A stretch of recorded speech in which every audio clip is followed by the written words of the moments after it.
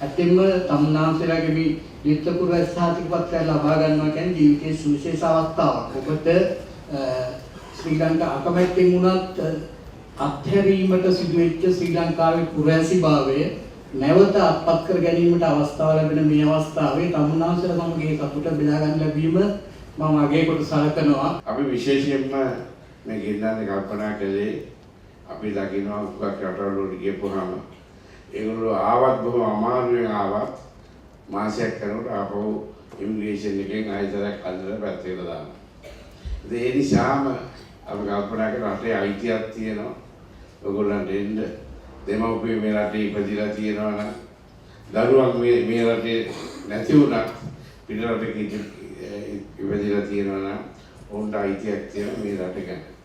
තමන්ගේ ඒ නිසා මේ රාජ්‍ය තීන්දුව කළා සියලු දෙනාටම එන්න අවසර දෙන්න බොහොම ඉක්මනින් කියලා. ඒ අනුව අපි මාසයකට සාමාන්‍යයෙන් 1200කට විතර අපි මේ ලයිට් හදලා ඕගොල්ලන්ගෙන් මේවා සියලු විස්තර ලබාගෙන ඒ වගේම මේවට ඒ නියමිත ආකාරයට අවශ්‍යතාවයන් ඉෂ්ට කරලා තමයි අද අපි මෙතනට කඩවලා තියෙන්නේ. රාජ වරුතයන් 29 නුමාලි Samarasinghe. Number 30 Andrew Jobs. 31 Ajit Karunanayaka. 33 Upul Pereira. 330 Mohammad Suha. 331 Maheswaran Nagendram.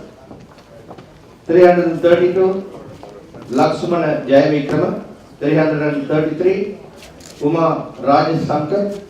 334 Nandakumar Ratnayaka. 336